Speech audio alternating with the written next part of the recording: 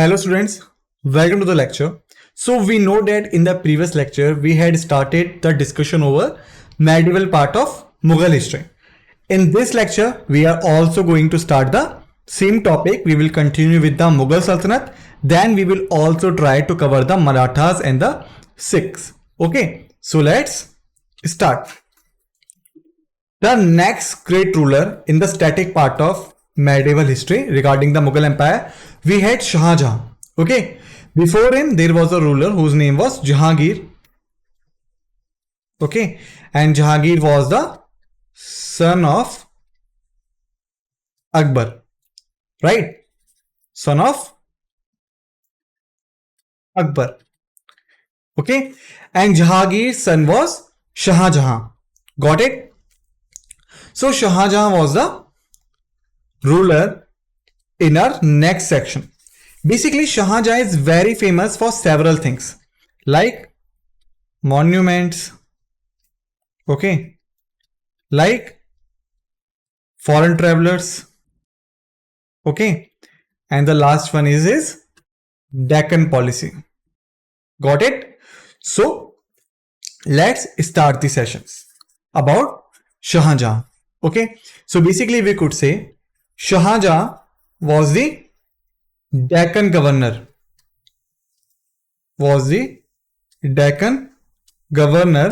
When he used to be a prince. Okay, when he used to be a prince, he was the governor of Deccan, or you can say he was the Deccan's governor. Got it? Thereafter, he became the ruler. Of Mughal Empire. Got it? But it is said that Shah Jahan had his entire interest in making monuments.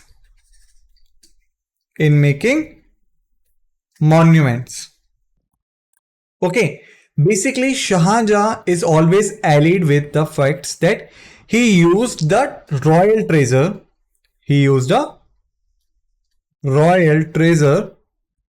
To fund the monuments, or you can say it is said that he used a huge amount of royal money in making of monuments also. So the monuments which were built by him generally are these monuments are: first one is the Red Fort, second is the Pleasure Garden, third is the Peacock Throne, fourth is Jama Masjid, and the third is Taj Mahal. Okay, so these were the several beautiful monuments built by him. Okay, like the Red Fort. And here one thing is, make sure that the Red Fort basically lies at two places. First in Delhi, second in Agra. Okay, so Red Fort basically lies at two places, Delhi and Agra. The Delhi's Red Fort was built by Shah Jahan. Okay, but the Agra's Red Fort was built by Akbar. Got it? So Akbar was the person who built Agra's Red Fort. Shah Jahan was the person who built Delhi's Red Fort. Got it? Thereafter, if we talk about the Peacock Throne, then remember the Peacock Throne was basically also known as Takhte-Taus. This Peacock Throne also known as Takhte-Taus. It means Peacock Throne. Okay, so if question asks you in the exam directly that which of the following is established by Shah Jahan, your options is Agra Red Fort, Takhte-Taus,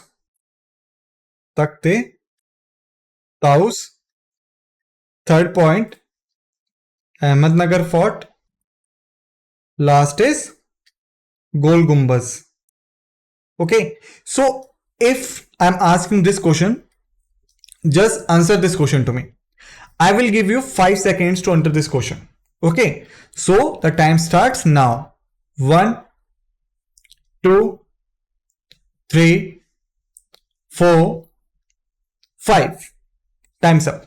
Okay. So very easily you can tell me that Takhte Taus is the answer. Okay. But how?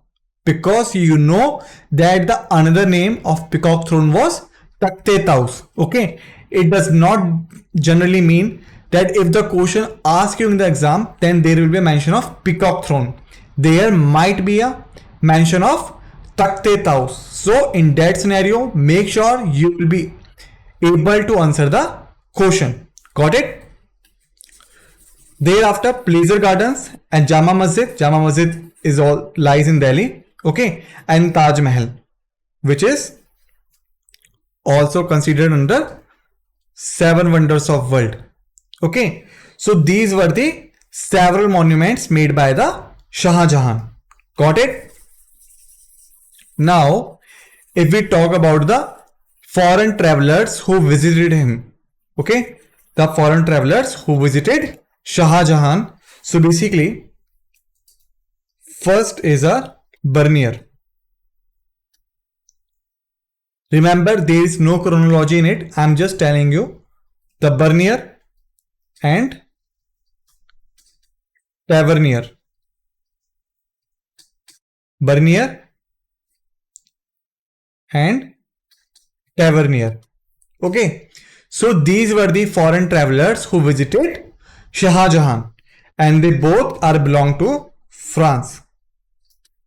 Okay. So if question asks you in the exam that which of the following foreign travelers visited Shah Jahan, let's take an example.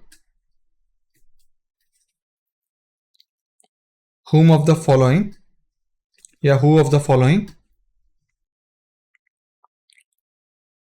travelers visited Shah Jahan? Your options are Al-Biruni. Okay. Thereafter, Nicola de Conti. Thereafter, Bernier. And the last one is a Francisco. Okay. Then what should be the answer? Again, I am providing you 5 seconds to give me the answer. Your time starts now. 1, 2, 3, 4, 5. Time's up. So you can say Bernier is the right answer, because the Vernier and the Tavernier were the ones who visited Shah Jahan. Okay. Along with the Bernier and Tavernier, another person who visited him was Niccoli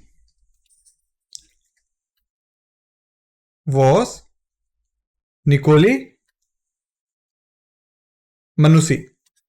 Okay. He was belong to Italy. Got it? So this is about the Shah Jahans. Okay. Remember one thing also here. Okay. Great famine occurs during Shah Jahan's rule. Okay. So if question directly asks you in the exam that during which of the following Mughal rulers great famine occurred, then answer should be Shah Jahan. Got it? Okay. Now let's move forward. If we look at the economic prosperity during Shah Jahan's, then the empire experienced economic prosperity during Shah Jahan's reign, marked by flourishing trade and commerce sector.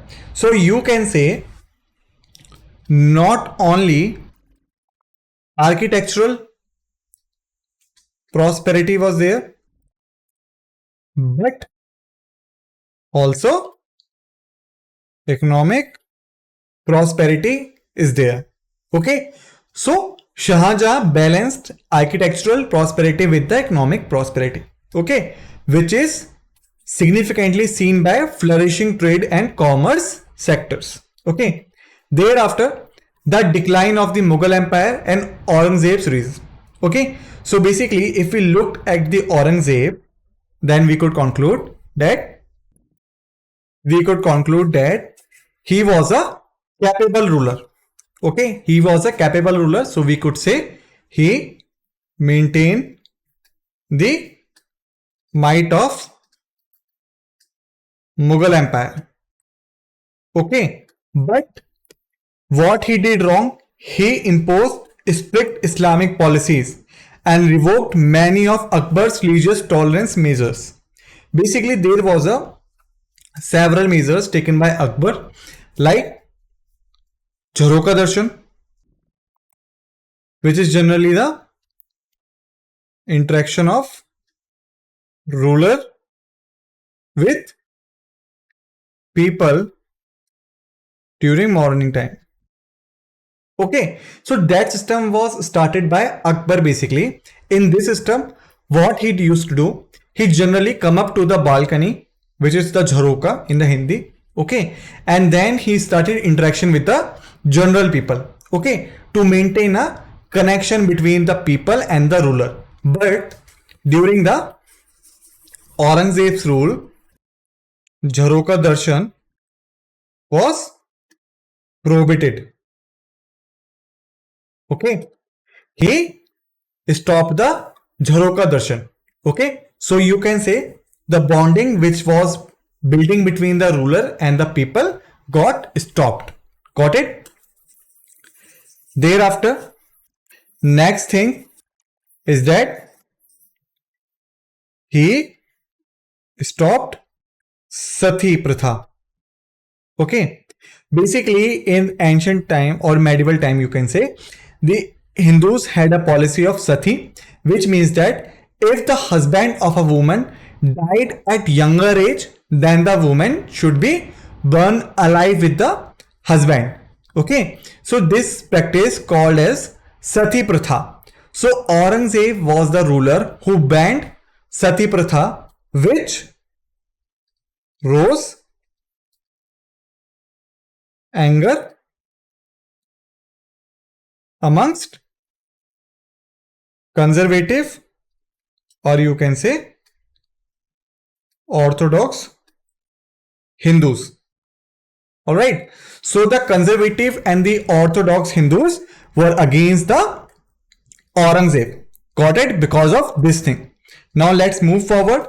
If we talk about the military campaigns, then he expanded the empire to its greatest territorial extent, but also faced significant challenges, including conflicts with the Marathas, Rajput, and Sikhs. So basically, what was happening when he was a governor? When he was governor of Deccan or South. Okay, on that time he had a good control over South India, but when he became ruler, he lost the control over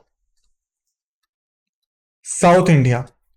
Okay, because of this, various regional kingdoms like the Marathas, Rajput, and Sikhs, and Northwest also, these kingdoms started rising up, and this poses a threat to the Mughal Empire. Got it? Similarly, the economic strain, the constant warfare and administrative difficulties put immense financial strain on the empire. Okay, because he was not only trying to expand the empire, but he was also trying to get a control over the rebellious nature of Marathas, Rajput, and Sikhs. For this, he had to maintain a huge army,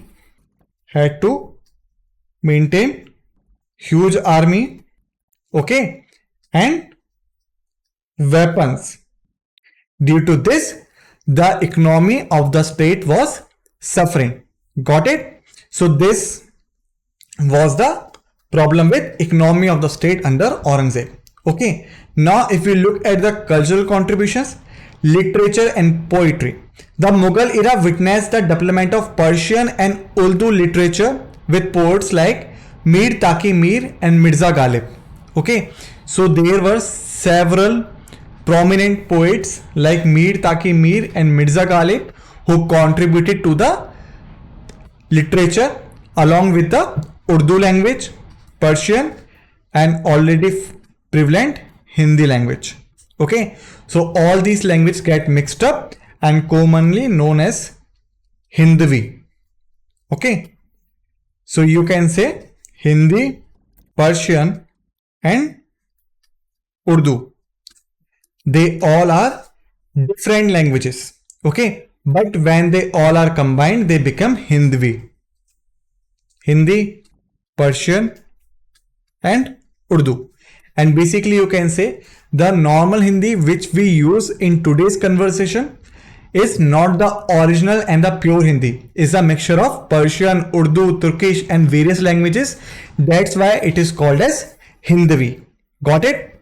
Now, if we look at the art and architecture, the Mughal architecture reached its zenith characterized by grand structures, intricate designs and the extensive use of white marble, which is the example of Taj Mahal.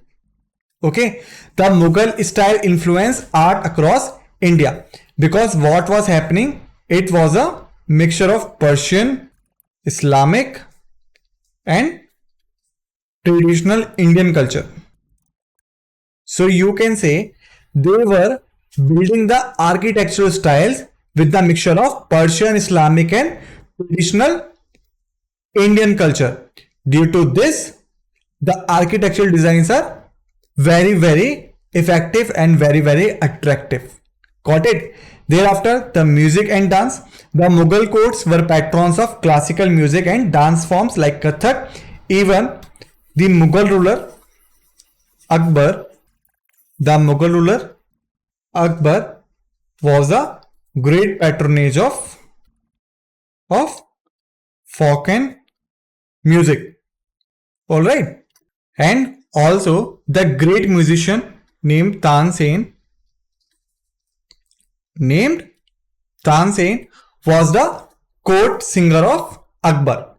Okay. Similarly, Jahangir, who was the son of Akbar, was great patronage of art. Okay. So this is about the Mughal Empire. If we look at the legacy and decline, then we know that the Mughal Empire began to weaken after Aurangzeb's. Okay, so the great Mughal Empire started declines after Aurangzeb's death due to internal strife, external invasions, and the rise of regional powers like Marathas, Rajputs, Sikh, Jat, and various other regional groups. Okay, and again the British colonialism, when they tried to occupy the India, they completely destroyed the Mughal Empire. Okay.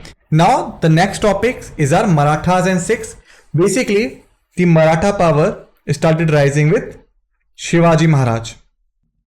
Okay. He is also known as Chhatrapati Shivaji.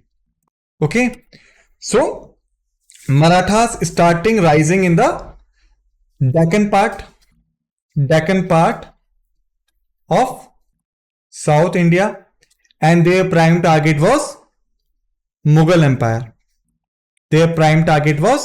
Mughal empires. Okay, so basically the Marathas were originally warrior community from the western Deccan plateau in present day Maharashtra. Got it? They rose to the prominence in the 17th century under the leadership of Shivaji Bhosle, who is also known as Shivaji Maharaj and Chhatrapati Shivaji. Got it? Shivaji is celebrated for his military campaigns against the Mughal and its efforts to establish a Hindu Maratha state. Basically, he was also the father of Indian Navy, okay, and father of guerrilla warfare. Got it? So basically, Shivaji is considered as the father of Indian Navy and the father of guerrilla warfare. Got it? Thereafter, if we talk about the expansion and leadership, then Shivaji's successors, especially Sambhaji and Rajaram, continued to expand the Maratha Empire at its zenith, including vast territories in western and central India. So basically, it was the time when the Mughal Empire was declining, but the Maratha Empire was on incline. Okay, the Peshwas, a powerful Brahmin administrative class, okay, they played a significant role in Maratha governance. Balaji Vishwanath and Bajirao first were prominent Peshwas. Okay, so I want you all to write down the names like Sambhaji and Rajaram, who were the successors of the Shivaji, successful successors of the Shivaji. Okay, thereafter the Peshwas were basically the powerful Brahmin administrative class. They played a great role in Maratha governance, and the prominent Peshwas were Balaji Vishwanath and Bajirao first. Got it? Now let's move forward. The Maratha Confederacy. The Marathas operated as a confederation of various Maratha chiefs and chieftains. Got it? In the previous lecture, if you know, then we had discussed in detail about the Maratha army, Maratha administration. Okay, the Confederacy faced constant conflicts with the Mughals, the Nizam of Hyderabad, and British East India Company. So basically, they had three great rule enemies. First one is the Mughal Empire. Second one is the Nizam of Hyderabad. And the last one is British East India Company. Got it? So these were the great enemies of Maratha Empire. Got it? If we look at the Maratha resurgence, so once the Marathas got defeated by Mughals, Nizams, okay, then they started revolving under the leadership of Peshwa Madhavrao first. Okay, the Marathas experienced a resurgence in late century, but the third battle of Panipat, which was fought in the 1761, where they faced a huge defeat against the Afghan kingdom, which completely turned down the Maratha Empire, and the Marathas are under the British East India Company, because they had to deal with the British East India Company to protect them from the invaders, because they had lost their army and might in the battle with Ahmad Shah Durrani during the third battle of Panipat in 1761. Got it? Okay, now let's move forward. It's the same thing which I have told you.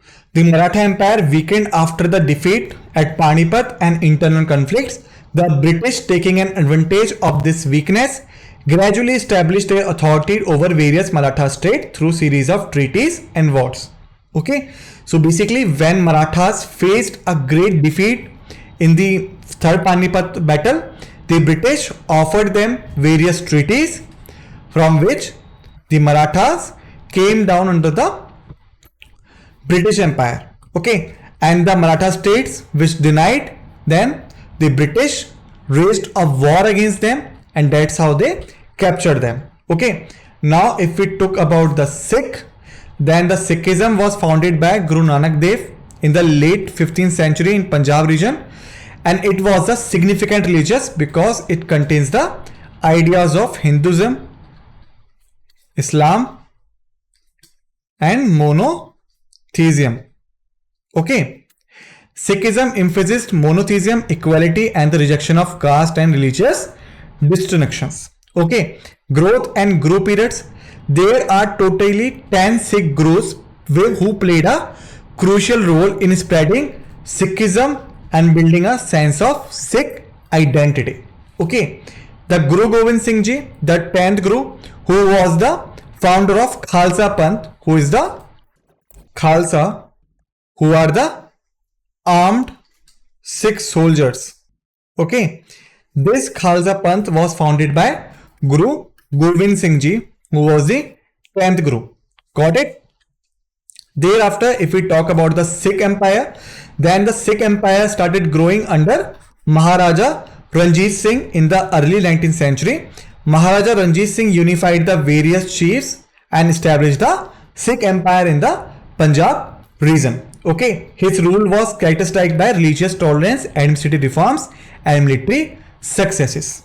Okay, so students, in this lecture, we had completed the medieval part of static history. In the next lecture, we will start with the modern history.